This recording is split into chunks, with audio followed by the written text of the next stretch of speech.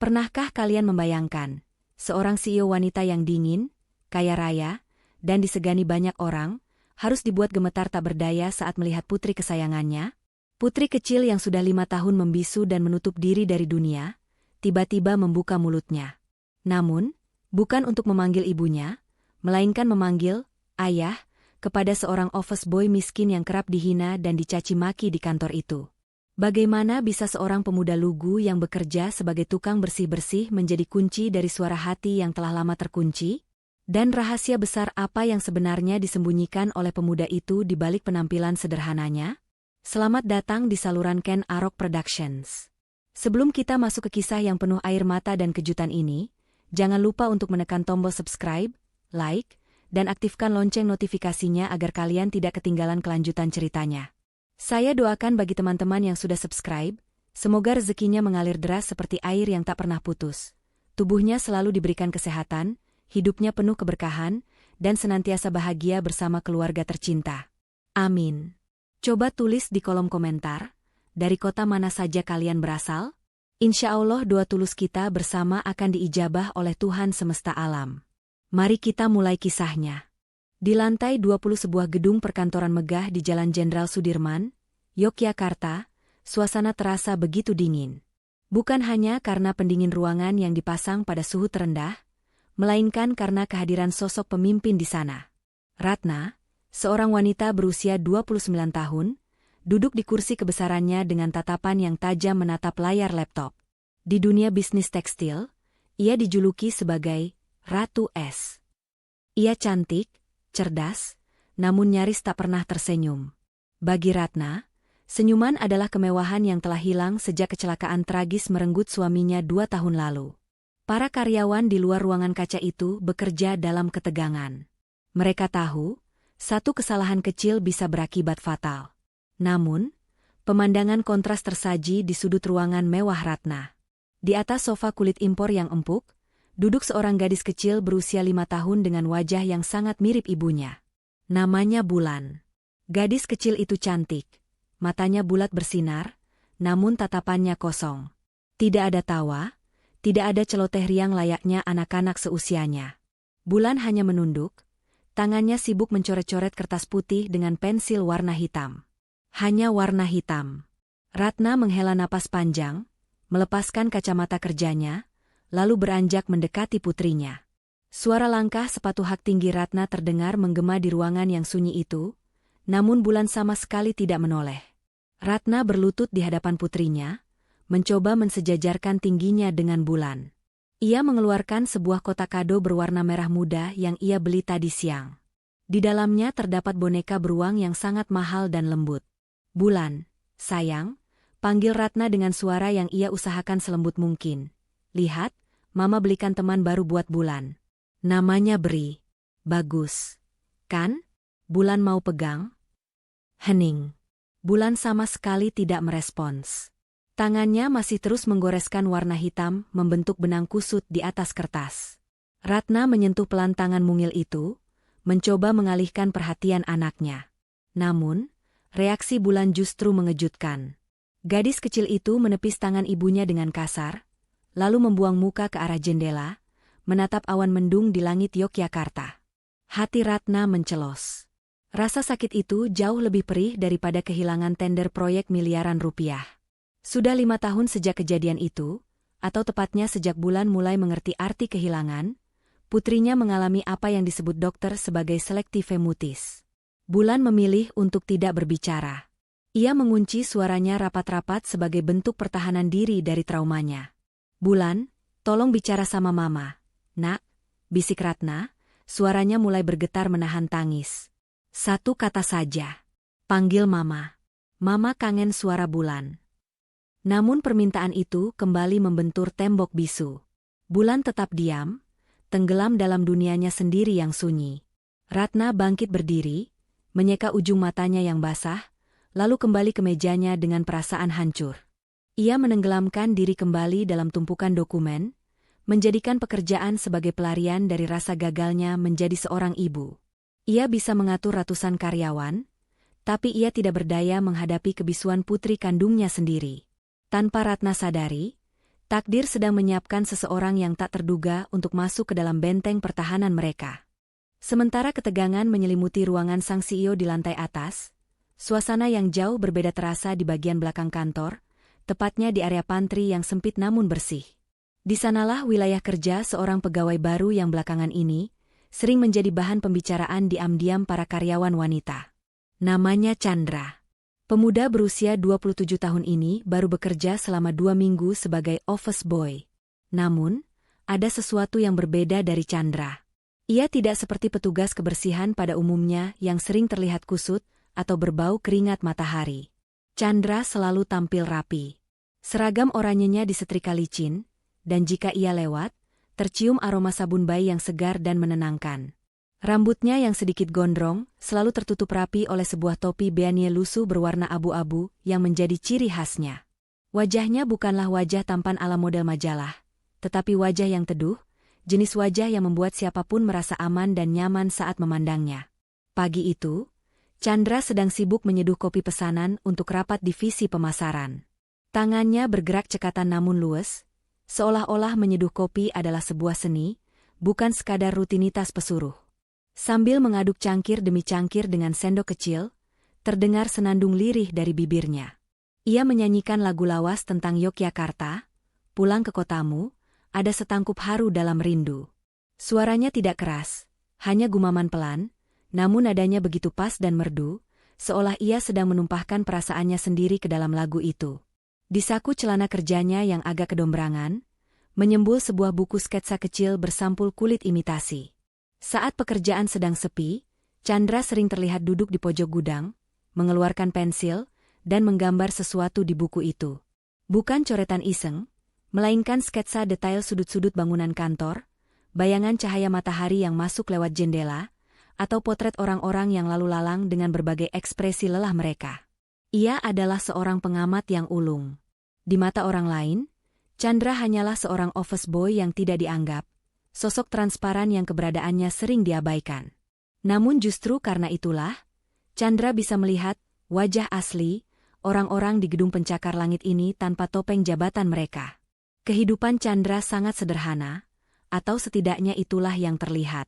Setiap sore setelah jam kerja usai, ia akan berjalan kaki menyusuri ganggang sempit menuju sebuah kos-kosan kecil di bantaran Kali Kout. Kamarnya sempit, hanya cukup untuk kasur busa tipis dan sebuah meja lipat.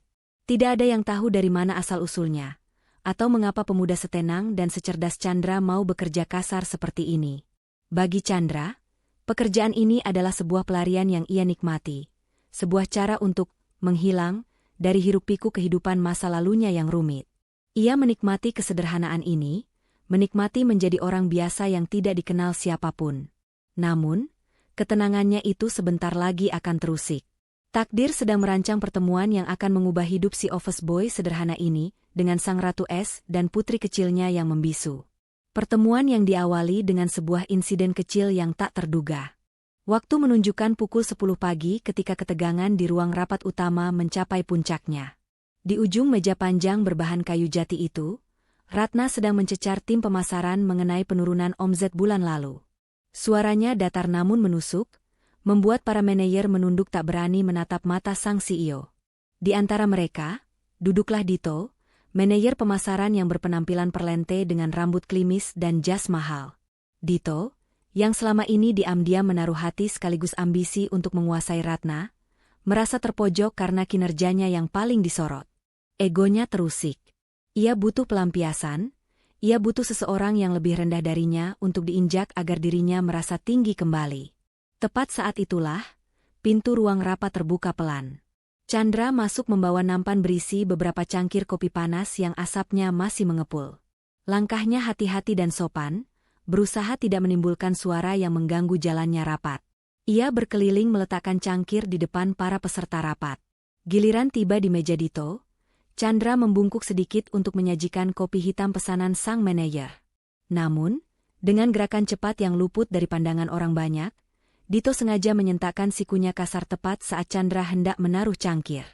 Cairan hitam panas itu pun tumpah. Bukan ke meja, melainkan menetes tepat di atas sepatu kulit buatan luar negeri milik Dito yang mengkilap. Dito langsung berdiri dan menggebrak meja, membuat seisi ruangan terlonjak kaget. Ia menunjuk wajah Chandra dengan jari telunjuknya yang gemetar karena marah. "Heh, kamu punya mata tidak? Lihat apa yang kamu lakukan." "Sepatu saya hancur," bentaknya kasar, suaranya menggema memecah kesunyian ruang rapat yang berpendingin udara itu. Chandra terdiam sejenak. Ia tahu betul itu bukan kesalahannya. Tapi ia memilih tidak membantah demi menjaga ketenangan. Dengan tenang, ia mengambil serbet bersih dari saku celananya dan segera berjongkok di dekat kaki Dito. "Maaf, Pak. Biar saya bersihkan," ucap Chandra lirih sambil menjulurkan tangan. Namun Dito belum puas. Ia menarik kakinya menjauh seolah jijik disentuh oleh tangan seorang pesuruh. Ia menatap Chandra dengan pandangan merendahkan yang sangat menyakitkan. "Jangan sentuh. Tangan kotor kamu malah bikin sepatu saya makin rusak. Kamu tahu berapa harga sepatu ini? Gaji kamu setahun pun tidak akan cukup untuk menggantinya." "Dasar tidak becus," caci Dito lagi. Ia ingin mempermalukan Chandra di depan Ratna, ingin menunjukkan taring kekuasaannya. Suasana hening mencekam. Tidak ada satupun karyawan yang berani membela. Ratna yang duduk di ujung meja, hanya dia mengamati dengan alis berkerut. Ia tidak suka keributan, tapi ia ingin melihat bagaimana pegawai barunya itu bereaksi menghadapi intimidasi sekeras ini. Apakah dia akan menangis? Atau memohon ampun sampai bersujud? Dugaan mereka salah besar. Chandra tidak gemetar ketakutan. Ia perlahan bangkit berdiri, menegakkan punggungnya, lalu menatap lurus ke dalam mata Dito. Sorot matanya tenang, teduh, namun memiliki wibawa yang aneh untuk seorang pelayan kantor. Ia tersenyum tipis, sangat sopan, lalu mengucapkan kalimat yang membuat seluruh ruangan seakan berhenti bernapas. "Maaf sekali lagi, Pak Dito. Noda kopi di sepatu Bapak ini mudah sekali dihapus. Cukup dengan air dan lem basah. Tetapi, noda kesombongan di dalam hati, itu yang sulit sekali dibersihkan." Kalimat itu meluncur halus namun menghunjam tajam tepat ke ulu hati. Wajah Dito langsung merah padam. Mulutnya terkunci rapat menahan malu dan amarah yang bercampur aduk. Ia tidak menyangka akan mendapat balasan setenang itu. Sementara di ujung meja, mata Ratna membulat sempurna. Ia tertegun. Selama bertahun-tahun memimpin perusahaan dan bertemu ribuan orang, belum pernah ada bawahan rendahan yang memiliki keberanian dan kedalaman bicara seperti itu. Untuk pertama kalinya, Ratna benar-benar melihat Chandra. Bukan sebagai office boy, melainkan sebagai seorang pria yang memiliki harga diri yang tak bisa dibeli. Siang itu, lobi kantor yang biasanya lengang berubah menjadi sedikit riuh karena jam istirahat makan siang. Orang-orang berlalu lalang dengan langkah terburu-buru, mengejar waktu sebelum kembali berkutat dengan pekerjaan.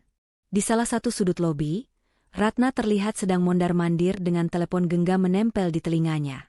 Wajahnya tegang, keningnya berkerut, dan suaranya terdengar mendesak saat berbicara dengan klien penting dari luar negeri. Ia begitu sibuk, tenggelam dalam urusan angka dan kontrak, hingga tanpa sadar ia sedikit mengabaikan sosok mungil yang duduk sendirian di bangku tunggu bludru merah tak jauh darinya. Itu adalah Bulan. Gadis kecil itu duduk dengan kaki menggantung yang diayun-ayunkan lemah. Di tangannya ada sisa bungkus coklat batangan yang baru saja ia habiskan. Wajahnya murung, matanya menatap kosong ke arah lantai marmer yang mengkilap. Ia merasa kesepian di tengah keramaian, seperti sebuah pulau kecil yang terasing di tengah lautan manusia dewasa yang sibuk. Saat itulah, Chandra melintas sambil membawa tumpukan kardus arsip yang cukup tinggi. Langkahnya terhenti ketika sudut matanya menangkap sosok Bulan yang terlihat begitu kesepian. Chandra menurunkan tumpukan kardus itu pelan-pelan di dekat meja resepsionis, lalu berjalan mendekat. Ia tidak langsung menyapa atau memaksa Bulan untuk berbicara. Karena ia tahu, bagi anak seperti Bulan, kata-kata kadang terasa menakutkan. Chandra memilih bahasa yang lain. Ia merogoh saku celananya, mengambil selembar kertas bekas truk belanja yang masih bersih bagian belakangnya. Dengan gerakan jari-jari yang lincah, Chandra mulai melipat kertas itu. Tekuk sana, tekuk sini. Bulan yang awalnya acuh tak acuh, perlahan mulai melirik. Rasa ingin tahunya terpancing. Hanya dalam hitungan detik, kertas itu berubah bentuk menjadi seekor kodok kecil. Chandra meletakkan kodok kertas itu di sandaran tangan kursi, lalu menekan bagian belakangnya. Hop! Kodok kertas itu melompat lucu dan mendarat tepat di pangkuan Bulan. Mata Bulan seketika membulat. Untuk pertama kalinya setelah sekian lama, ada kilatan antusiasme di sana. Ia mengambil kodok itu, membolak-baliknya, lalu sudut bibirnya terangkat membentuk senyuman tipis. Manis sekali. Chandra tersenyum melihatnya.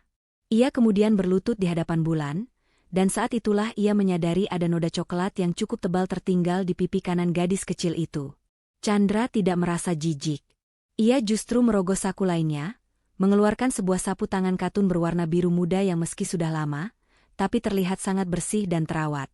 Dengan gerakan yang sangat hati-hati, seolah sedang menyentuh barang pecah belah yang paling rapuh di dunia, Chandra mengusap noda coklat itu dari pipi Bulan. Tuan putri itu harus selalu cantik, bisik Chandra lembut, suaranya hangat dan akrab, gak boleh ada noda coklat yang belepotan di pipi. Bulan terpaku. Ia menatap wajah Chandra yang begitu dekat. Tidak ada tatapan kasihan di mata pemuda itu, yang ada hanya tatapan tulus seorang teman. Pipi Bulan bersemu merah, ia tersipu malu diperlakukan semanis itu. Jantung kecilnya berdesir hangat.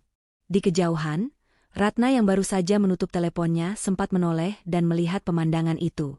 Ia tertegun sejenak melihat putrinya yang selama ini dingin, kini sedang menatap seorang office boy dengan tatapan yang begitu hidup. Ada rasa cemburu, namun juga ada rasa lega yang aneh menyusup ke dalam hati Ratna. Siapa sebenarnya pemuda ini yang bisa menembus dinding es putrinya, hanya dengan selembar kertas dan sapu tangan?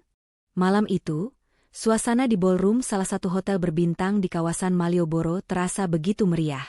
Lampu kristal menggantung megah, memantulkan cahaya keemasan ke seluruh penjuru ruangan. Para karyawan perusahaan tekstil, Kainara, sedang menikmati acara gathering tahunan dengan penuh sukacita. Tawa dan canda berbaur dengan denting gelas dan alunan musik jazz yang elegan. Ratna, sang tuan rumah, tampak anggun dalam balutan gaun malam berwarna biru tua. Namun, di balik senyum tipis yang ia pasang untuk para kolega, matanya tak pernah lepas mengawasi sudut ruangan tempat Bulan duduk ditemani seorang pengasuh sewaan. Namun, langit Yogyakarta di luar sana sepertinya memiliki rencana lain yang jauh lebih kelam. Angin kencang tiba-tiba menderu, menggoyangkan pepohonan di sepanjang jalan Malioboro. Tak lama kemudian, hujan deras turun seolah ditumpahkan dari langit, menghantam kaca-kaca besar hotel dengan suara yang cukup bising. Suasana yang tadinya hangat perlahan berubah menjadi gelisah ketika kilatan cahaya putih menyambar, diikuti oleh suara guntur yang menggelegar dahsyat. Duar! Suara ledakan langit itu begitu keras, hingga membuat getaran pada lantai gedung. Bagi orang dewasa, itu mungkin hanya petir biasa. Namun bagi Bulan, suara dentuman keras itu adalah mimpi buruk yang menjadi nyata. Ingatannya langsung terlempar kembali ke 2 tahun lalu, pada suara benturan logam mobil yang merenggut nyawa ayahnya. Tubuh kecil Bulan gemetar hebat. Wajahnya pucat pasi, keringat dingin mengucur deras. Ia menutup kedua telinganya rapat-rapat, mencoba menghalau suara monster yang meraung di kepalanya. Di saat yang bersamaan, listrik di hotel itu mendadak padam total akibat sambaran petir. Ruangan menjadi gelap gulita. Teriakan kaget terdengar di mana-mana. Kekacauan terjadi. Ratna yang sedang berbincang dengan investor panik bukan main. Bulan? Bulan kamu di mana? Teriak Ratna di tengah kegelapan, suaranya syarat akan ketakutan. Beberapa detik kemudian, lampu darurat menyala remang-remang, diikuti oleh nyalanya kembali lampu utama. Ratna langsung berlari menerobos kerumunan orang menuju sudut ruangan tadi. Jantungnya seakan berhenti berdetak saat melihat kursi itu kosong. Pengasuh sewaan tampak bingung dan ketakutan mencari ke sekeliling. "Di mana anak saya? Kemana Bulan pergi?" bentak Ratna sambil mencengkeram lengan si pengasuh. Maaf Bu, tadi gelap sekali, tiba-tiba nona kecil lari karena takut suara petir," jawab pengasuh itu terbata-bata. Ratna histeris. Ia berlari keluar ballroom menuju lobi, diikuti oleh Dito yang berusaha terlihat sibuk mengatur keamanan. "Cari dia. Tutup semua pintu keluar. Jangan sampai anak saya keluar hotel," perintah Dito dengan suara lantang kepada satpam, namun ia sendiri tidak beranjak dari tempat yang kering dan nyaman di lobi. Sementara itu, di luar sana hujan badai semakin mengilah. Ratna menatap pintu kaca lobi yang basah kuyup dengan perasaan hancur. Bayangan putrinya yang kecil dan tak bisa bicara, sendirian di tengah badai yang menakutkan, membuat kakinya lemas. Ia tidak peduli pada gaun mahalnya, ia tidak peduli pada citranya sebagai CEO. Yang ia tahu, putri kecilnya sedang ketakutan setengah mati dan membutuhkan dirinya. Namun, di tengah kepanikan itu, ada satu orang yang tidak banyak bicara tapi langsung bertindak menembus hujan. Orang itu bukanlah Dito, bukan pula tim keamanan, melainkan Chandra. Area parkir luar hotel itu kini tak ubahnya seperti sungai kecil. Air menggenang setinggi mata kaki, sementara hujan masih turun dengan bengisnya, seolah ingin menenggelamkan seluruh kota Yogyakarta. Di tengah kekacauan cuaca itu, sesosok tubuh kurus berlarian menerobos tirai air. Chandra, tanpa mempedulikan seragamnya yang sudah basah kuyup dan menempel di badan, terus memicingkan mata mencari keberadaan gadis kecil itu di antara deretan mobil-mobil mewah yang terparkir. Firasatnya tajam. Ia tidak berlari ke arah gerbang utama seperti satpam, melainkan menuju sudut parkiran yang agak gelap, di balik sebuah pilar beton besar. Dan benar saja. Di sana, meringkuk di atas aspal yang dingin dan basah, terlihat tubuh mungil bulan yang sedang memeluk lututnya sendiri. Tubuhnya gemetar hebat, bukan hanya karena dingin, tapi karena trauma yang menghimpit dadanya setiap kali kilat menyambar langit. Chandra tidak langsung menyambar anak itu. Ia tahu gerakan tiba-tiba hanya akan menambah kepanikan. Perlahan, Chandra melepas jaket seragam oranyenya yang tebal, menyisakan kaos oblong putih tipis yang basah di tubuhnya. Dengan gerakan lembut namun cekatan, ia membentangkan jaket itu di atas kepala bulan, melindunginya dari gempuran air hujan. Chandra kemudian berlutut di genangan air, membiarkan celananya kotor terkena lumpur, agar wajahnya bisa sejajar dengan bulan. Bulan, hei, lihat sini. Ada Om Chandra.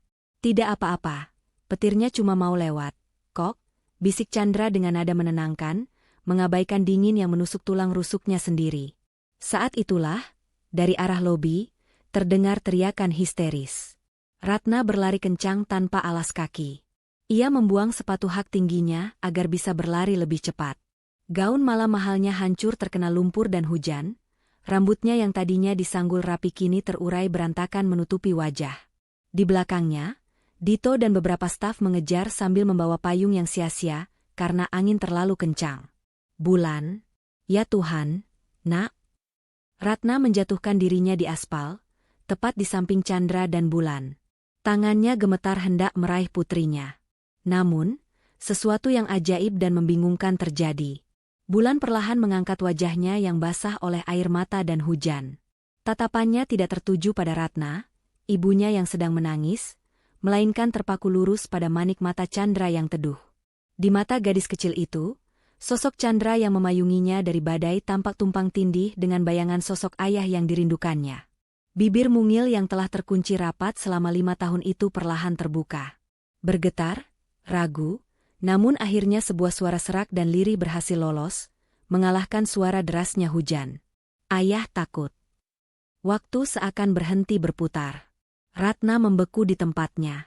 Mulutnya ternganga, matanya terbelalak tak percaya. Kata yang selama ini ia nanti-nantikan, kata yang ia rindukan setengah mati, akhirnya keluar. Namun, kata itu bukan ditujukan padanya, dan bukan memanggil namanya. Putrinya baru saja memanggil seorang office boy dengan sebutan, ayah.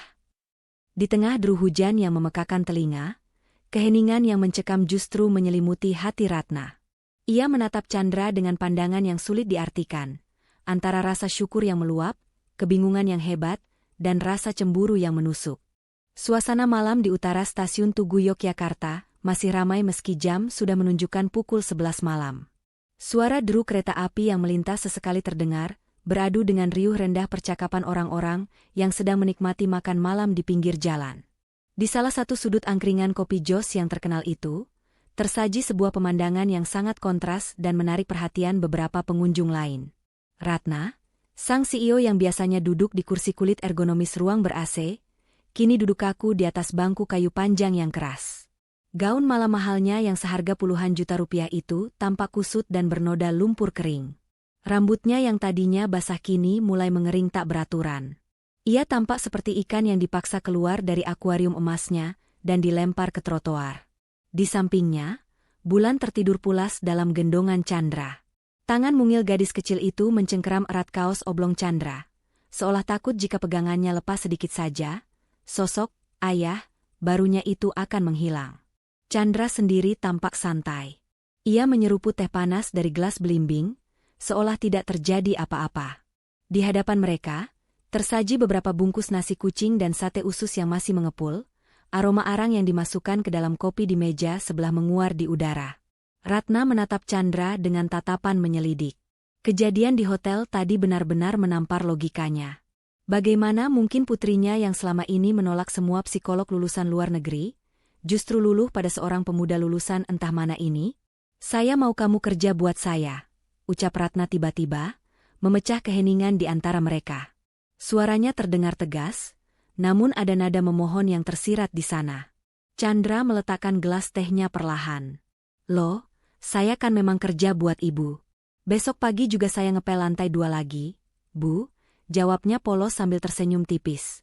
Ratna menggeleng cepat, sedikit frustrasi dengan kepolosan, atau mungkin kepura-puraan, bawahannya itu.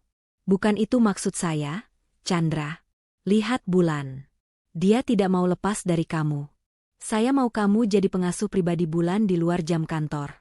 Temani dia main, jemput dia sekolah kalau perlu. Saya akan bayar kamu 3 kali lipat, tidak. 5 kali lipat dari gaji UMR kamu sebagai OB. Sepakat? Ratna mengeluarkan jurus andalannya, uang. Ia yakin, pemuda miskin seperti Chandra pasti akan langsung mengangguk girang mendengar tawaran fantastis itu. Namun, dugaan Ratna meleset lagi. Chandra justru terkekeh pelan, menggelengkan kepalanya. Bu Ratna, kalau soal uang, gaji saya sebagai OB sudah cukup buat bayar kos dan makan sate kere. Tolak Chandra halus namun tegas. Ratna ternganga. Orang macam apa yang menolak rezeki nomplok seperti ini? Tapi Bu, lanjut Chandra, matanya berbinar jenaka, saya punya satu syarat kalau ibu benar-benar mau saya temani di Bulan. Apa? Motor baru? Lunasi hutang? Tanya Ratna cepat. Bukan, jawab Chandra sambil membetulkan posisi tidur Bulan agar lebih nyaman. Saya cuma minta izin khusus. Setiap pagi, tolong izinkan saya telat masuk kerja 15 menit. Soalnya ada kucing liar di pasar dekat kosan saya yang baru melahirkan, saya harus kasih makan induknya dulu sebelum berangkat kerja. Kalau saya telat, nanti potong gaji juga nggak apa-apa, asal jangan dipecat. Ratna terdiam 1000 bahasa. Ia menatap wajah Chandra lekat-lekat, mencari kebohongan di sana, tapi nihil. Pemuda ini menolak uang jutaan rupiah dan hanya meminta izin terlambat 15 menit demi seekor kucing pasar. Tanpa sadar, sudut bibir Ratna berkedut menahan senyum. Hatinya yang beku perlahan mulai merasakan kehangatan yang aneh. Di bawah temaram lampu tenda angkringan dan aroma kopi arang, kesepakatan paling tidak masuk akal dalam sejarah hidup Ratna pun terjadi. Malam minggu berikutnya, Chandra menepati janjinya untuk mengajak Bulan jalan-jalan. Namun, destinasi yang dipilih pemuda itu sungguh di luar dugaan Ratna. Ia tidak membawa mereka ke pusat perbelanjaan mewah yang dingin dan steril, melainkan ke jantung keramaian rakyat Yogyakarta di malam hari, alun-alun kidul. Tempat itu gemerlap, riuh, dan penuh warna oleh lampu neon dari puluhan mobil hias kayu yang berputar mengelilingi lapangan. Ratna berdiri mematung di pinggir jalan dengan wajah sangsi, tangannya bersedekap dada. Ia menatap sebuah mobil hias berbentuk tokoh kartun Hello Kitty dengan lampu warna-warni norak yang menyilaukan mata. Di sekeliling mereka, aroma jagung bakar dan asap kendaraan bercampur jadi satu. Kamu serius, Chandra? Kita naik benda ini? Tanya Ratna ragu, nada suaranya menyeratkan ketidakpercayaan. Ia membayangkan apa kata kolega bisnisnya jika melihat seorang CEO perusahaan tekstil ternama sedang menggenjot becak lampu di alun-alun kota. Serius dong, Bu. Ini namanya limosin versi rakyat jelata. Dijamin anti macet, bebas emisi, dan ada AC alaminya alias angin cendela. Canda Chandra santai sambil menaikkan Bulan ke kursi penumpang depan. Bulan tampak sangat antusias. Matanya berbinar memantulkan cahaya lampu neon. Akhirnya, demi melihat senyum putrinya, Ratna menurunkan gengsinya. Dengan setengah hati, ia duduk di samping Chandra di kursi pengemudi belakang. Kaki mereka harus bekerja sama mengayuh pedal. Awalnya Ratna kaku, kakinya terasa berat bergerak, karena terbiasa duduk manis di jok belakang mobil mewah. Tapi Chandra dengan konyolnya mulai bertingkah. Ia menirukan suara klakson bus malam dengan mulutnya setiap kali berpapasan dengan mobil hias lain, membuat Bulan terkikik geli. "Ayo Bu, genjot yang kuat. Anggap saja kita lagi mengejar target omzet akhir tahun," seru Chandra sambil tertawa lepas, keringat mulai membasahi pelipisnya yang tertutup beanie. Melihat Bulan yang tertawa riang di depan sambil melambaikan tangan ke arah penjual wedang ronde, dinding es di hati Ratna perlahan mencair. Ia mulai mengayuh lebih kuat, melupakan statusnya, melupakan jabatannya. Dan untuk pertama kalinya setelah bertahun-tahun, tawa renyah yang tulus keluar dari bibir sang ratu es. Malam itu, di atas mobil odong-odong Hello Kitty, ia bukan seorang CEO yang ditakuti, ia hanya seorang ibu yang bahagia. Setelah puas berkeliling hingga kaki pegal, Chandra mengajak mereka berjalan ke tengah lapangan, menuju dua pohon beringin kembar yang legendaris. "Bu Ratna pernah dengar tradisi masangin? Masuk di antara dua beringin?" tanya Chandra. "Mitosnya, kalau kita bisa jalan lurus melewati celah dua pohon itu dengan mata tertutup, keinginan kita bakal terkabul." "Ah, itu kan cuma sugesti permainan pikiran," elak Ratna skeptis. "Coba dulu, Bu. Gratis kok. Siapa tahu Ibu minta kebahagiaan, terus langsung dikabulkan Tuhan malam ini," tantang Chandra sambil menyodorkan sehelai kain penutup mata berwarna hitam. Ratna akhirnya menerima tantangan itu. Dengan mata tertutup kain, ia melangkah penuh percaya diri. Ia merasa jalannya sudah lurus, namun kenyataannya langkahnya miring jauh ke kiri. Kakinya tersandung akar pohon yang menonjol keluar dari tanah. Tubuh Ratna oleng dan nyaris terjerembab ke tanah berpasir. Namun, tubuhnya tidak menghantam tanah. Sepasang lengan yang kuat dengan sigap menahan bahunya dan menarik pinggangnya agar kembali tegak. Ratna refleks membuka penutup matanya dan mendapati wajah Chandra, hanya berjarak beberapa sentimeter dari wajahnya. Napas mereka beradu sejenak di bawah remang cahaya bulan. "Hati-hati, Bu," bisik Chandra lembut, matanya menatap lekat ke manik mata Ratna yang masih terkejut. "Kalau jatuh ke aspal itu sakit, cuma bisa dikasih obat merah. Tapi kalau Ibu sampai jatuh ke hati saya, wah, itu nanti susah bangunnya loh." Wajah Ratna seketika memerah padam, terasa panas hingga ke telinga. Jantungnya berdegup kencang, bukan karena kaget hampir jatuh, melainkan karena kalimat sederhana dari seorang office boy yang berani menggombalinya di bawah pohon beringin. Di kejauhan, sayup-sayup terdengar lagu romantis dari pengamen jalanan, seolah menjadi musik latar bagi benih cinta yang mulai tumbuh di hati sang janda kaya. Kebahagiaan yang dirasakan Ratna di alun-alun kidul sayangnya tidak bertahan lama. Senin pagi itu, atmosfer di kantor terasa berbeda, seolah ada badai tak kasat mata yang sedang berkumpul di langit-langit ruangan. Di balik dinding kaca ruangannya, Dito mengamati gerak-gerik Ratna dengan tatapan nyalang. Ia melihat sesuatu yang membuatnya terbakar api cemburu. Ratna, sang atasan yang biasanya kaku, kini sesekali tersenyum menatap layar ponselnya. Dito yakin, wanita itu sedang melihat foto kebersamaannya dengan si office boy rendahan itu. Bagi Dito, ini bukan lagi sekadar persaingan cinta, melainkan penghinaan terhadap harga dirinya sebagai seorang manajer berpendidikan tinggi. Ia tidak bisa membiarkan seorang tukang pel merebut posisi yang sudah lama ia incar. Rencana jahat pun disusun dengan rapi dan kejam. Dito tahu kelemahan terbesar Ratna bukanlah uang atau perusahaan, melainkan keselamatan putrinya, Bulan. Siang itu, saat jam istirahat, Chandra sedang sibuk membersihkan ruang rapat yang kosong. Tas kerjanya, sebuah tas kain sederhana yang biasa ia bawa, tergeletak di sudut ruangan pantry. Memanfaatkan situasi sepi karena sebagian besar karyawan sedang makan siang di luar, Dito menyelinap masuk. Dengan gerakan cepat dan licik, ia menyelipkan dompet kulit tebal miliknya yang berisi segepok uang tunai ke dalam tas kain Chandra. Tak hanya itu, Dito juga telah mempersiapkan sebuah dokumen palsu hasil rekayasa temannya yang ahli menyunting gambar. Sebuah dokumen yang akan mematikan karakter Chandra selamanya di mata Ratna. Pukul 2 siang, rapat direksi dimulai. Ratna memimpin rapat dengan wibawa seperti biasa. Namun, di tengah pembahasan laporan bulanan, Dito tiba-tiba mengangkat tangan dengan wajah pura-pura panik dan prihatin. "Maaf Bu Ratna, saya harus memotong rapat ini. Ada hal sangat mendesak menyangkut keamanan kita semua, terutama keamanan Ibu dan anak Ibu," ucap Dito dengan nada dramatis yang dibuat-buat. Ratna mengernyitkan dahi. Apa maksud kamu, Dito? Dito berdiri, lalu membagikan beberapa lembar kertas ke meja peserta rapat, termasuk ke hadapan Ratna. Kertas itu berisi cetakan sebuah halaman situs berita kriminal palsu. Di sana terpampang foto wajah yang sangat mirip dengan Chandra, lengkap dengan topi beanienya, namun dengan nama samaran berbeda. Judul beritanya sangat mengerikan. Waspada komplotan penculik anak berkedok pekerja rumah tangga masuk wilayah Yogyakarta. Saya dapat info ini dari teman saya di kepolisian, Bu, bohong Dito dengan lancar. Pria di foto ini adalah buronan kasus penculikan anak di Surabaya 2 tahun lalu. Modusnya mendekati anak korban dengan berpura-pura baik, lalu membius dan menculiknya minta tebusan.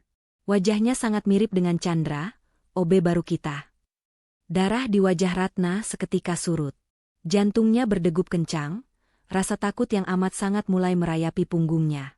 Bayangan bulan yang sering berduaan dengan Chandra berputar di kepalanya. Dan satu lagi, Bu, tambah Dito, seolah ingin menancapkan paku terakhir pada peti mati Chandra. Tadi dompet saya hilang berisi uang operasional divisi. Saya curiga, dan meminta Satpam memeriksa tas semua orang di pantry. Coba tebak dompet saya ada di mana. Dito memberi isyarat pada Satpam yang sudah menunggu di pintu. Satpam itu masuk membawa tas kain milik Chandra, dan mengeluarkan dompet kulit milik Dito dari dalamnya. Ada di tas Chandra, Bu, ucap Dito dengan senyum kemenangan yang ia sembunyikan di balik wajah prihatinnya. Dia bukan cuma pencuri, tapi predator anak. Ibu dalam bahaya besar. Ruang rapat menjadi riuh. Ratna merasa dunianya berguncang. Logikanya tumpul seketika, tertutup oleh naluri seorang ibu yang merasa anaknya sedang dalam ancaman maut. Fitnah keji itu telah bekerja dengan sempurna, meracuni pikiran Ratna dan mengubah rasa kagumnya menjadi ketakutan yang membabi buta. Suasana di ruang rapat itu berubah seketika menjadi pengadilan dadakan yang mencekam. Udara terasa berat, seolah oksigen tersedot habis oleh kemarahan yang meluap-luap. Ratna berdiri dengan tubuh gemetar hebat. Wajahnya pucat pasi, namun matanya menyala-nyala oleh api amarah dan ketakutan yang bercampur aduk. Di kepalanya, logika seorang pebisnis ulung telah runtuh, digantikan oleh naluri purba seorang ibu yang merasa anaknya sedang diincar oleh bahaya maut. Bukti-bukti yang disodorkan Dito, foto buronan yang mirip Chandra dan dompet yang ditemukan di tas pemuda itu, seolah menjadi palu hakim yang memvonis mati kepercayaan Ratna. Pintu ruang rapat terbuka kasar. 2 orang satpam menyeret Chandra masuk. Pemuda itu tampak bingung, alisnya berkerut melihat tatapan memusuhi dari semua orang di ruangan itu. Ia baru saja hendak membuka mulut untuk bertanya, namun Ratna tidak memberinya kesempatan. Ratna melangkah maju dengan cepat, napasnya memburu. Tanpa peringatan, tangan halusnya melayang di udara dan mendarat keras di pipi kiri Chandra. Suara tamparan itu menggema di seluruh ruangan, membungkam bisik-bisik para staf. Kepala Chandra tertoleh ke samping, rasa perih menjalar di wajahnya, namun rasa sakit di hatinya jauh lebih menyengat. Tega kamu, Chandra, teriak Ratna dengan suara parau. Air mata mulai mengalir di pipinya, merusak riasan wajahnya yang sempurna. Saya sudah buka hati saya. Saya percayakan harta saya yang paling berharga, putri saya Bulan, kepada kamu. Saya pikir kamu malaikat penolong, ternyata kamu iblis yang menyamar. Kamu mau menculik anak saya? Kamu mau minta tebusan dari saya? Ambil semua uang saya, tapi jangan pernah sentuh anak saya lagi. Chandra terdiam. Ia memegangi pipinya yang memerah. Matanya beralih menatap Dito yang berdiri di belakang Ratna, dengan senyum licik penuh kemenangan. Chandra sadar, ia telah dijebak dengan sangat rapi. Ia ingin membela diri, ia ingin berteriak bahwa itu semua fitnah. Namun, saat melihat mata Ratna yang dipenuhi ketakutan dan air mata, Chandra mengurungkan niatnya. Ia tahu, dalam kondisi emosi yang tidak stabil seperti itu, pembelaan diri hanya akan dianggap sebagai kebohongan lain. Ratna sedang terluka, dan berdebat dengannya hanya akan menambah lukanya. Dengan hati yang hancur, Chandra perlahan melepaskan kartu identitas pegawainya yang menggantung di leher. Ia meletakkannya dengan lembut di atas meja rapat yang mengkilap, tepat di samping dokumen fitnah itu. Ia menegakkan tubuhnya, menatap Ratna bukan dengan kemarahan, melainkan dengan tatapan iba dan kesedihan yang mendalam. Bu Ratna, ucap Chandra pelan, suaranya tenang namun bergetar menahan emosi. Ibu boleh percaya pada kertas-kertas itu. Ibu boleh memukul saya 1000 kali lagi. Tapi demi Tuhan, saya tidak pernah berniat jahat sedikit pun pada Dik Bulan. Dia anak yang baik, Bu. Tolong jaga dia. Jangan biarkan dia kesepian lagi. Setelah mengucapkan kalimat perpisahan itu, Chandra berbalik badan. Ia melangkah keluar ruangan dengan kepala tegak, meski harga dirinya baru saja diinjak-injak di depan umum. Tidak ada yang berani menahannya. Ratna mematung menatap punggung Chandra yang perlahan menghilang di balik pintu, meninggalkan ruangan yang kini terasa begitu kosong dan dingin. Ratna jatuh terduduk di kursinya, menangis sejadi-jadinya, tidak menyadari bahwa ia baru saja mengusir satu-satunya orang yang tulus mencintainya dan putrinya tanpa syarat. 1 minggu telah berlalu sejak peristiwa pengusiran Chandra dari kantor. Seharusnya, kehidupan kembali berjalan normal seperti sedia kala. Namun yang terjadi justru sebaliknya. Gedung perkantoran mewah itu kini terasa seperti kuburan yang sunyi. Tidak ada lagi senandung lagu Jawa yang samar-samar terdengar dari lorong pantry, tidak ada lagi aroma kopi yang diseduh dengan penuh perasaan, dan yang paling menyakitkan, tidak ada lagi senyum di wajah Bulan. Kondisi putri kecil Ratna memburuk dengan drastis. Bukan hanya kembali membisu, Bulan kini melakukan aksi mogok makan total sebagai bentuk protes bisunya terhadap sang ibu. Tubuh mungilnya semakin kurus. Wajahnya pucat tanpa darah. Ratna terpaksa melarikan putrinya ke rumah sakit panti rapih. Di kamar rawat inap VIP yang mewah namun terasa dingin itu, Bulan terbaring lemah dengan selang infus menancap di tangan kirinya. Ia menolak menatap Ratna. Setiap kali Ratna mencoba membujuk atau menyuapinya, Bulan hanya memalingkan wajah ke tembok. Matanya kosong seolah jiwanya telah pergi bersama kepergian Chandra. Dokter spesialis anak yang menangani Bulan menggelengkan kepala dengan wajah prihatin. Bu Ratna, secara medis tidak ada penyakit serius. Tapi secara psikologis, Bulan sedang patah hati hebat. Dia kehilangan pegangannya. Obat terbaik untuknya saat ini bukan cairan infus atau vitamin, tapi kehadiran orang yang membuatnya merasa aman. Kalimat dokter itu menampar batin Ratna dengan keras. Rasa bersalah mulai menggerogoti hatinya. Malam itu, Ratna meninggalkan rumah sakit sejenak untuk mengambil baju ganti di kantor. Saat masuk ruangannya, matanya tertuju pada sebuah benda yang tergeletak di sudut meja kerjanya. Benda yang diamankan satpam dari loker Chandra sebelum pemuda itu pergi. Itu adalah buku sketsa kecil bersampul kulit imitasi milik Chandra. Dengan tangan gemetar, Ratna meraih buku itu. Hatinya berdebar kencang, takut jika ia akan menemukan sketsa rencana penculikan atau denah rumahnya seperti tuduhan Dito. Namun, saat ia membuka lembar demi lembar, air matanya seketika tumpah tak terbendung. Buku itu tidak berisi rencana jahat. Halaman-halaman itu penuh dengan sketsa kehidupan sehari-hari yang digambar dengan pensil grafit yang indah.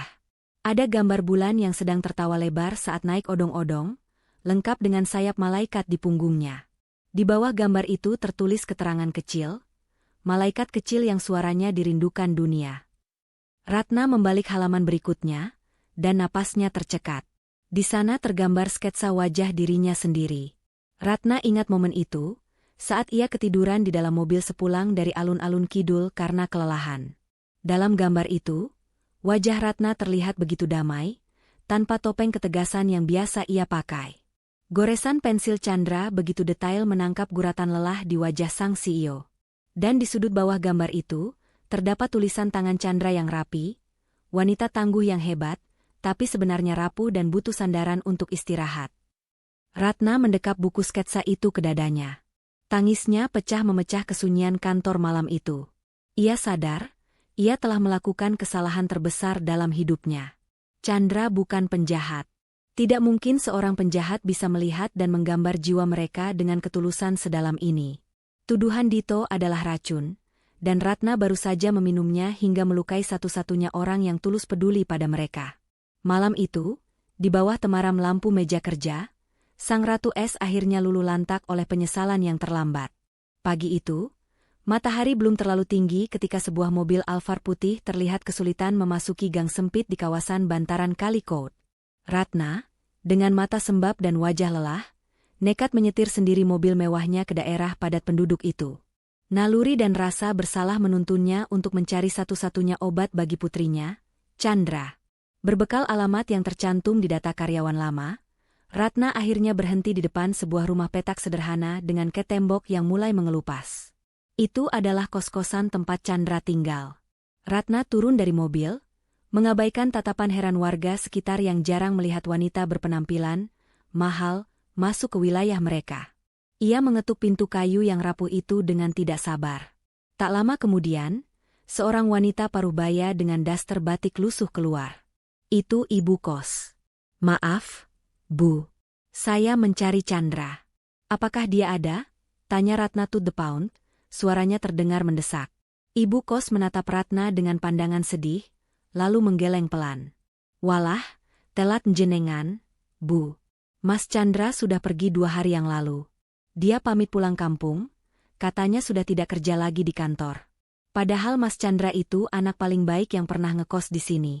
Suka bantu benerin genteng bocor, suka ngajar ngaji anak-anak sini." Jawaban itu membuat lutut Ratna lemas. Harapannya seakan runtuh seketika. Chandra sudah pergi. Jejaknya hilang. Namun, sebelum Ratna berbalik pergi dengan keputusasaan, ibu kos teringat sesuatu. Sebentar Bu, ada surat yang ketinggalan.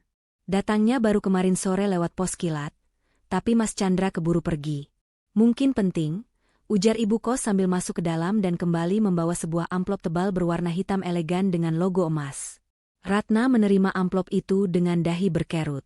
Amplop itu terasa berat dan mahal. Jenis kertas yang biasa digunakan oleh kalangan elit, sangat kontras dengan lingkungan kumuh ini. Di bagian depan tertera nama penerima, YTH.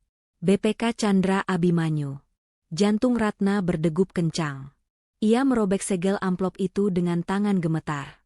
Isinya bukan surat tagihan utang atau surat panggilan polisi, melainkan sebuah laporan rekening koran tahunan dari sebuah bank internasional untuk nasabah kelas Platinum Prioritas.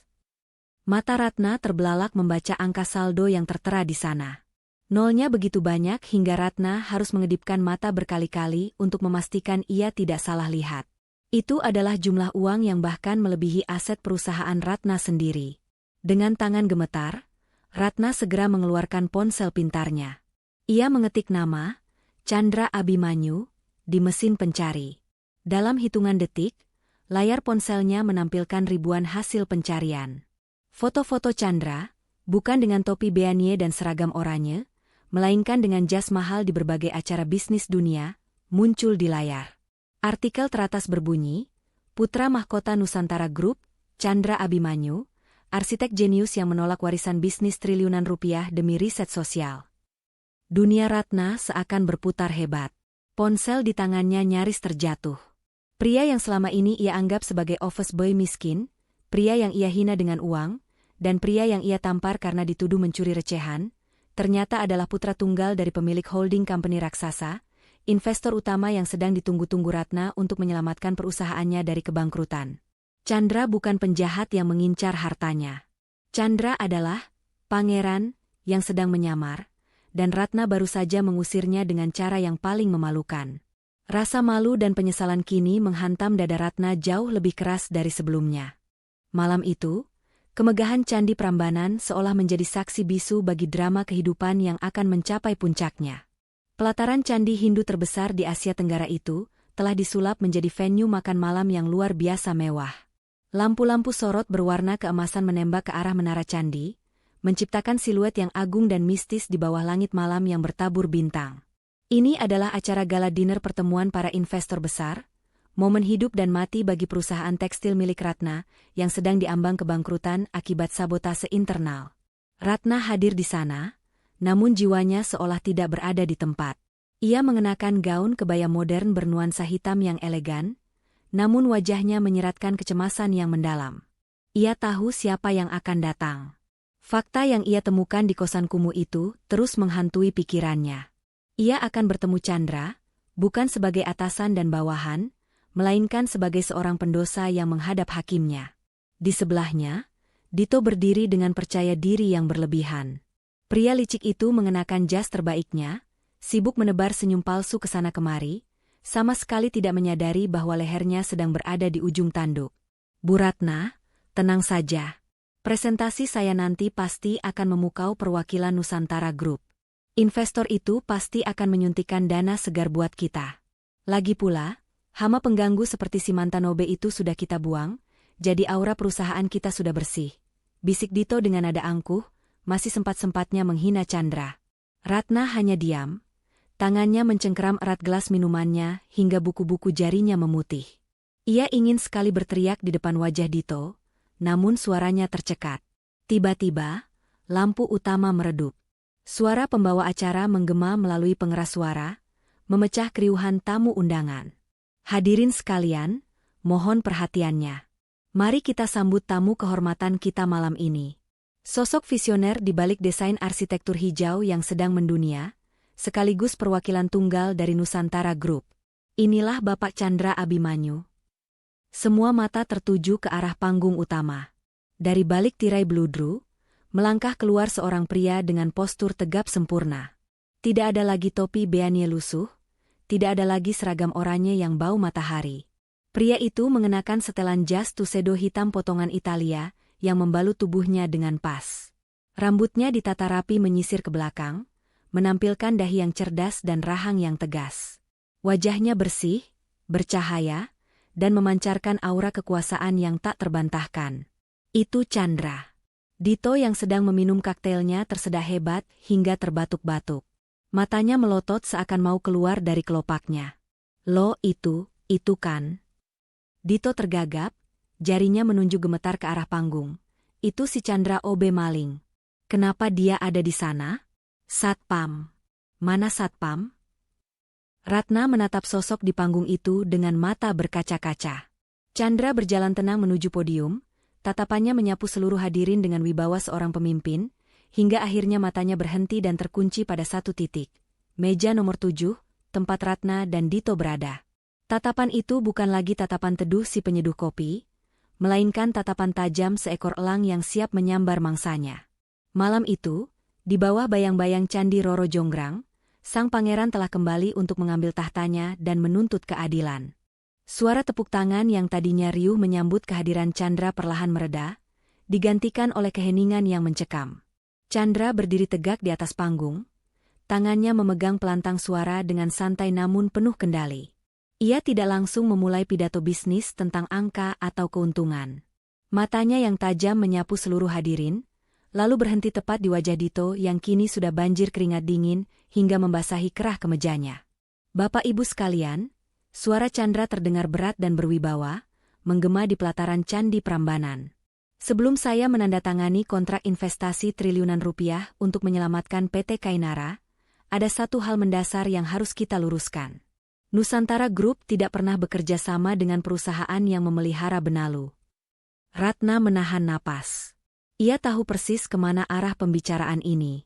Chandra melanjutkan, seminggu yang lalu, di perusahaan yang akan saya bantu ini, seorang karyawan jujur dipecat dan dituduh mencuri serta difitnah sebagai penjahat. Pelakunya ada di ruangan ini.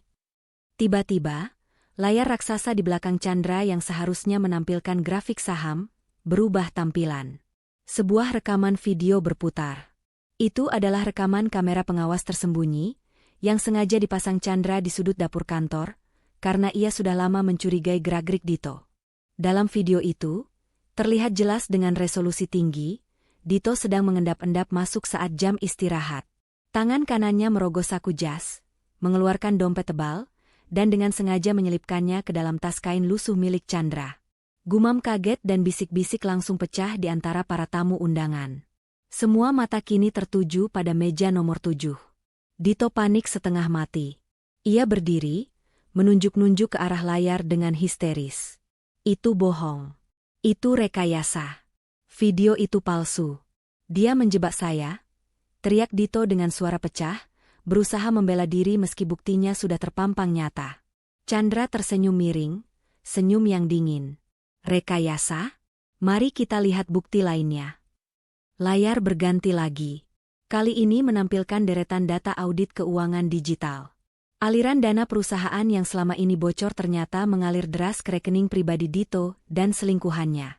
Angkanya fantastis. Anda bukan hanya memfitnah saya, Saudara Dito. Anda juga koruptor yang menggerogoti perusahaan Bu Ratna dari dalam, ucap Chandra tegas, bagaikan hakim yang mengetuk palu vonis. Belum sempat Dito membuka mulut untuk menyangkal lagi, 4 orang polisi berseragam lengkap sudah muncul dari sisi panggung. Mereka berjalan tegap membelah kerumunan menuju meja Dito. Keberanian Dito lenyap seketika. Kakinya lemas, wajahnya pucat pasi seperti mayat hidup. Ia mencoba lari, namun terlambat. Borgol besi langsung terpasang di kedua tangannya dengan bunyi klik yang menyakitkan. Bu Ratna, tolong saya. Ini salah paham. Saya cuma mau melindungi ibu. Dito meronta-ronta sambil diseret keluar oleh polisi, melewati Ratna yang hanya duduk mematung. Ratna tidak menoleh sedikit pun pada Dito. Matanya hanya tertuju pada Chandra di atas panggung. Ada rasa lega yang luar biasa karena kebenaran akhirnya terungkap, namun di saat yang sama, rasa malu yang amat besar menghantam dadanya. Ia telah membela koruptor dan membuang pahlawannya. Malam itu, di bawah sorot lampu kemegahan candi, Dito hancur lebur, dan Ratna harus bersiap menghadapi pengadilan hati nuraninya sendiri di hadapan Chandra. Hingar-bingar penangkapan Dito telah berlalu. Pesta mewah itu perlahan bubar, menyisakan keheningan malam yang syahdu. Ratna menyingkir dari keramaian, berdiri sendirian di balkon restoran yang menghadap langsung ke arah Candi Prambanan. Angin malam yang berhembus pelan menerpa wajahnya, namun tidak mampu mengeringkan jejak air mata yang sedari tadi mengalir deras. Ia merasa sangat kecil di hadapan bangunan candi yang megah itu, dan terlebih lagi, ia merasa sangat kerdil di hadapan hati nuraninya sendiri. Rasa malu, penyesalan, dan rindu bercampur menjadi satu, menyesakkan dada. Langkah kaki yang tegap namun pelan terdengar mendekat. Ratna tidak perlu menoleh untuk tahu siapa itu. Aroma samar sabun bayi yang khas, meski kini bercampur dengan wangi parfum maskulin yang mahal, memberitahunya bahwa Chandra ada di belakangnya. Ratna mencengkeram pagar pembatas balkon, bahunya berguncang menahan isak tangis yang semakin menjadi-jadi. "Kenapa kamu menangis?" Suara Chandra terdengar lembut, sangat dekat di telinganya. "Bukankah perusahaan kamu sudah selamat? Kontrak investasi sudah saya tanda tangani." Ratna berbalik badan, memberanikan diri menatap wajah pria yang pernah ia usir itu. "Kenapa kamu bohong, Chandra? Kenapa kamu menyamar jadi orang susah? Dan kenapa?" Suara Ratna tercekat. "Kenapa kamu diam saja waktu aku tampar kamu di ruang rapat? Kenapa kamu tidak melawan dan bilang kalau kamu anak pemilik modal? Kalau kamu bicara, aku tidak akan sebodoh itu mengusirmu." Chandra tersenyum tipis. Ia melangkah maju, mempersempit jarak di antara mereka. Tangannya terulur, dengan lembut menghapus air mata di pipi Ratna, menggunakan sapu tangan yang sama yang pernah ia pakai untuk membersihkan pipi Bulan. "Ratna," ucap Chandra tenang, "kalau dari awal saya datang sebagai Chandra Abimanyu, pewaris Nusantara Group, apakah kamu akan mengizinkan saya makan nasi kucing di pinggir jalan? Apakah kamu akan membiarkan saya menggendong Bulan naik odong-odong? Tidak, kan? Kamu pasti akan memperlakukan saya seperti rekan bisnis yang kaku. Saya menyamar karena saya ingin mencari ketulusan, dan saya menemukannya pada Bulan, dan juga pada kamu, sebelum fitnah itu datang." Chandra menghela napas panjang, matanya menatap dalam kemanik mata Ratna. "Dan soal tamparan itu, saya diam bukan karena saya lemah. Saya diam karena saat itu saya tidak melihat seorang CEO yang arogan. Yang saya lihat adalah seorang ibu yang ketakutan setengah mati anaknya terluka. Kemarahan kamu adalah bukti betapa besarnya cinta kamu pada Bulan. Mana mungkin saya marah pada seorang ibu yang sedang melindungi anaknya." Mendengar itu, tangis Ratna pecah kembali. Ia merasa tidak pantas menerima kebaikan hati seluas ini. Ia menunduk dalam-dalam. "Maafkan aku, Chandra. Maafkan kebodohanku." Chandra meraih dagu Ratna, mengangkat wajah wanita itu agar kembali menatapnya. Suasana berubah menjadi lebih hangat dan sedikit jenaka. "Permintaan maaf diterima. Tapi, asal kamu tahu saja, Bu Sio, tamparan kamu itu lumayan panas loh. Pipiku sampai sekarang masih terasa denyut-denyutnya. Kayaknya butuh obat khusus biar sembuh," goda Chandra sambil menunjuk pipi kirinya dengan telunjuk. Ratna mengerjap bingung, air matanya berhenti menetes. "Obat apa? Kita panggil dokter? Atau perlu kompres es?" tanyanya polos. Chandra tertawa renyah melihat kepanikan Ratna. Bukan dokter, tapi obat yang cuma kamu yang punya. Ia kembali menunjuk pipinya, memberi kode nakal. Wajah Ratna seketika merona merah, semerah udang rebus. Ia mengerti maksud Chandra. Rasa haru dan malu bercampur menjadi tawa kecil yang melegakan. Dengan gemas, Ratna memukul pelan lengan Chandra yang terbalut jas mahal itu. Dasar modus. Kirain sudah jadi bos besar berubah jadi serius, ternyata masih sama saja kayak OB genit. Malam itu, di bawah saksi bisu Candi Prambanan, sekat perbedaan status di antara mereka runtuh sepenuhnya. Tidak ada lagi atasan dan bawahan, tidak ada lagi si kaya dan si miskin. Yang ada hanya dua hati yang saling memaafkan dan siap memulai lembaran baru yang lebih indah. 1 bulan telah berlalu sejak malam dramatis di Candi Prambanan. Jika dulu rumah mewah milik Ratna terasa dingin dan sepi seperti museum tak berpenghuni, kini suasana di sana berubah 180 derajat. Setiap akhir pekan, rumah itu dipenuhi oleh gelak tawa dan kehangatan yang tak pernah terbayangkan sebelumnya. Chandra, sang miliarder muda, kini menjadi tamu tetap di sana. Namun, ia tidak datang dengan setelan jas kaku atau mobil sport mentereng. Ia datang dengan kaos santai, celana jeans, dan sekantong penuh bahan makanan, siap menjalankan peran barunya sebagai Om Chandra, kesayangan bulan. Minggu pagi itu, dapur bersih Ratna yang biasanya steril dan jarang tersentuh, berubah menjadi medan perang yang manis. Mereka bertiga sedang mencoba membuat kue cup cake coklat. Ternyata, menjadi CEO hebat tidak menjamin Ratna ahli di dapur. Wanita itu tampak kewalahan dengan mixer di tangannya. Tepung terigu bukan masuk ke dalam adonan, malah beterbangan kemana-mana mengotori meja marmer hitam yang mahal itu. Aduh, Chandra, ini mixernya rusak ya? Kok getar-getar sendiri kayak gempa bumi?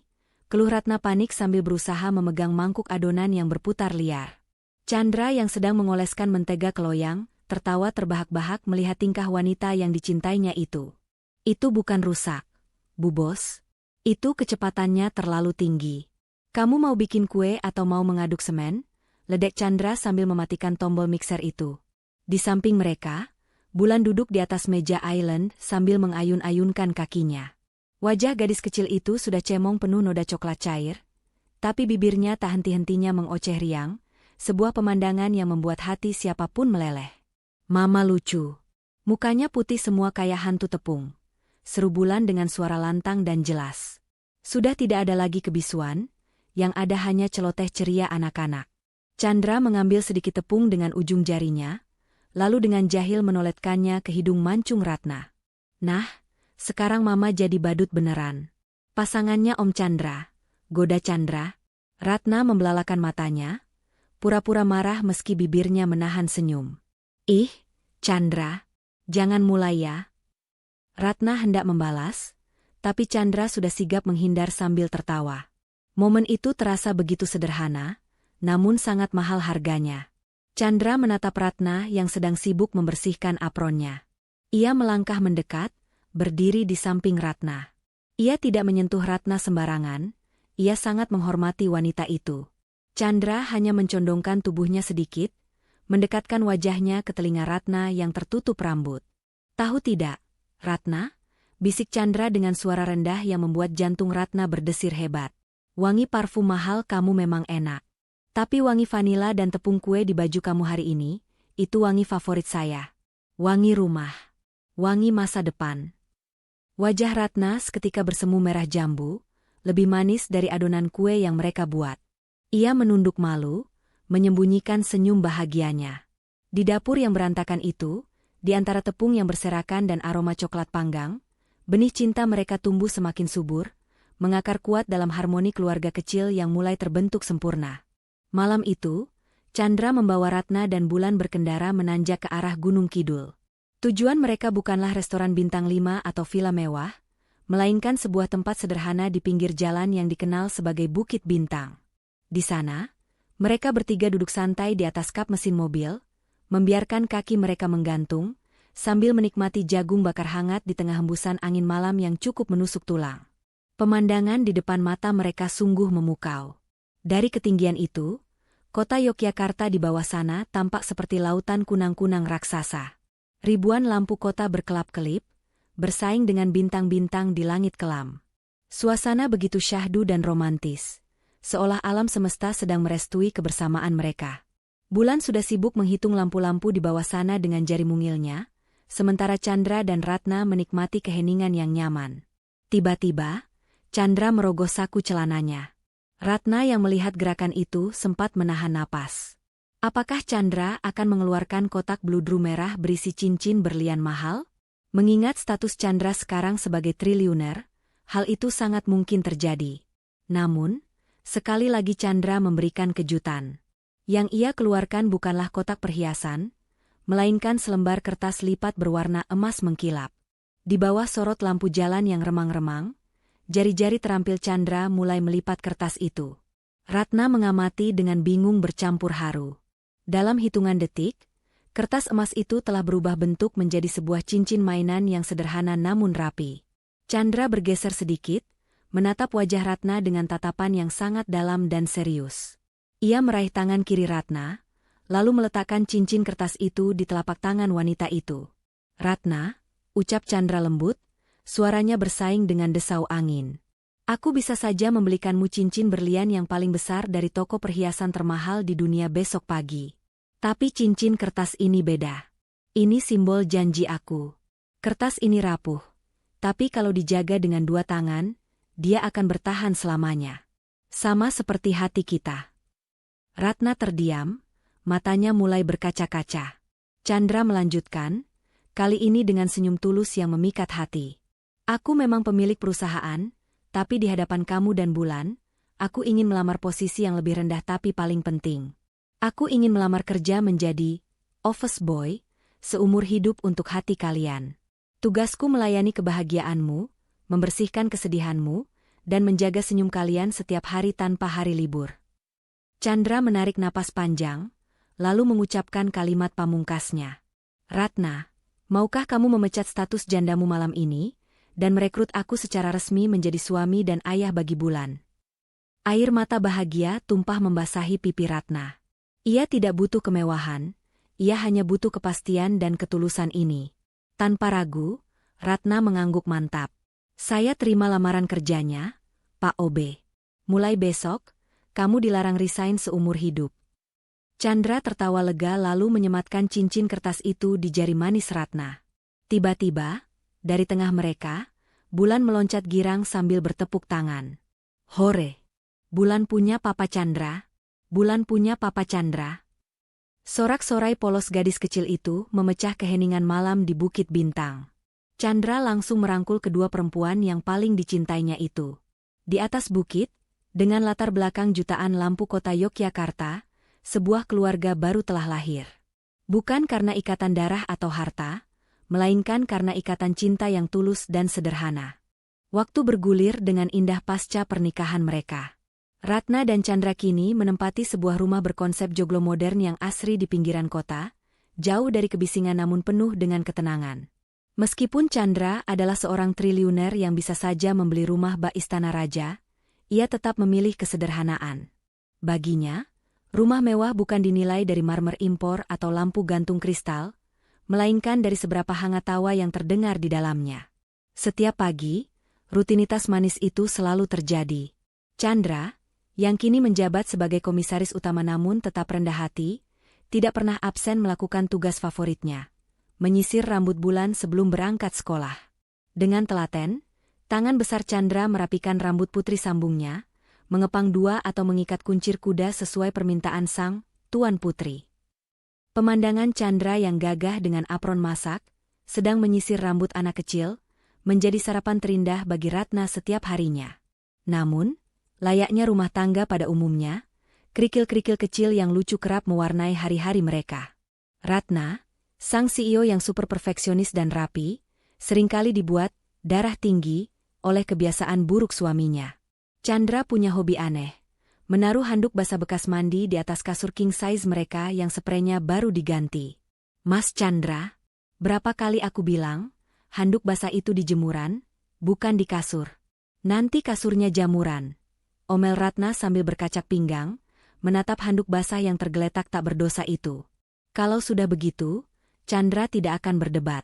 Ia akan mengeluarkan jurus andalannya. Malam harinya, saat pulang kerja, ia akan membawa bungkusan beraroma menggoda. Martabak manis coklat keju spesial dari kedai legendaris di Jalan Kaliurang. Ini sogokan buat istriku yang cantik. Biar marahnya reda, rayu Chandra sambil menyuapkan sepotong martabak tebal itu. Ratna yang awalnya cemberut, akhirnya luluh juga. Mulutnya sibuk mengunyah sambil menahan senyum. Awas ya kalau diulangi lagi. Ancamnya yang sama sekali tidak terdengar seram. Di kantor, dinamika mereka pun menjadi rahasia umum yang menggemaskan. Perusahaan tekstil Ratna kini berkembang pesat berkat suntikan modal dan visi Chandra. Mereka sering memimpin rapat direksi bersama. Di hadapan para manajer, mereka bersikap profesional, berdebat soal strategi dan angka. Namun, tidak ada yang tahu, di bawah meja rapat yang panjang itu, tangan Chandra sering diam-diam menggenggam erat tangan Ratna, memberikan remasan lembut sebagai tanda dukungan. Sebuah romansa diam-diam yang membuat pekerjaan seberat apapun terasa ringan. Chandra benar-benar membuktikan janjinya di Bukit Bintang. Ia menjadi pelayan setia bagi kebahagiaan hati Ratna dan Bulan. 12 tahun berlalu begitu cepat seperti hembusan angin di sore hari. Hari ini, sebuah aula besar di salah satu SMA favorit di Yogyakarta dipadati oleh ratusan orang tua murid yang hadir dengan wajah bangga. Di barisan paling depan, duduklah sepasang suami istri yang terlihat sangat serasi. Chandra, yang kini rambutnya mulai dihiasi uban-uban perak namun justru membuatnya terlihat semakin karismatik, duduk merangkul bahu Ratna. Ratna sendiri tampak anggun, wajahnya memancarkan kebahagiaan yang tak bisa disembunyikan. Di atas panggung wisuda, berdiri seorang gadis remaja berusia 17 tahun yang cantik jelita. Itu adalah Bulan. Ia berdiri tegak di depan podium sebagai lulusan terbaik tahun ini, siap memberikan pidato perpisahan. Tidak ada lagi jejak gadis kecil pemalu yang membisu dan takut pada dunia. Bulan kini tumbuh menjadi gadis yang percaya diri, cerdas, dan penuh kasih. Bulan menarik napas panjang, menatap ke arah kedua orang tuanya, lalu mulai berbicara dengan suara yang lantang namun lembut. Bapak ibu guru dan teman-teman semua. Dulu, saya pernah hidup dalam dunia tanpa suara selama 5 tahun. Saya pikir, diam adalah cara terbaik untuk melindungi diri dari rasa sakit. Saya pikir, tidak ada orang yang mau mendengar suara hati anak kecil yang rusak seperti saya. Bulan berhenti sejenak, matanya berkaca-kaca menatap lurus ke arah Chandra. Tapi kemudian, datang seorang pahlawan tanpa jubah. Dia bukan datang dengan kuda putih, tapi dengan sapu dan kain pel. Dia datang bukan dengan janji manis, tapi dengan origami kertas bekas dan ketulusan yang luar biasa. Pria itu, papa saya, mengajarkan satu hal penting, bahwa cinta itu tidak butuh suara keras untuk didengar, tapi butuh hati yang tulus untuk dirasakan. Terima kasih, Papa, karena sudah menjadi pendengar setiaku saat aku belum bisa bicara. Terima kasih sudah mengembalikan suaraku. Suara tepuk tangan membahana memenuhi ruangan aula. Banyak orang tua yang menyeka air mata haru mendengar pidato tulus itu. Di kursinya, Chandra tak kuasa menahan air matanya. Ia meremas tangan Ratna erat-erat. Ratna menatap suaminya dengan penuh cinta dan rasa syukur yang mendalam. Dari saku jasnya, Chandra mengeluarkan selembar kertas kecil. Dengan jari-jari yang kini mulai keriput namun masih terampil, ia melipat kertas itu dengan cepat. Sebuah burung bangau kertas kecil tercipta. Chandra mengangkat origami itu tinggi-tinggi ke arah Bulan di panggung, lalu mengacungkan jempolnya. Bulan tersenyum lebar, membalas dengan membentuk tanda hati, sarang haeyo, dengan kedua tangannya. Kisah tentang CEO dingin, putri yang membisu, dan office boy yang menyamar, kini telah mencapai akhir yang sempurna. Bukan karena harta yang melimpah, tapi karena cinta sederhana yang mampu menyembuhkan luka paling dalam sekalipun.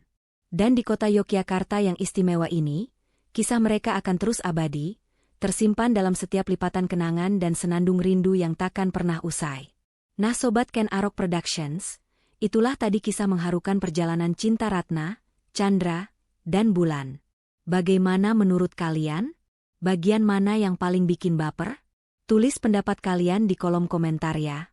Jangan lupa untuk bagikan video ini ke teman-teman kalian agar mereka juga bisa merasakan inspirasi dari cerita ini. Sampai jumpa di kisah viral berikutnya.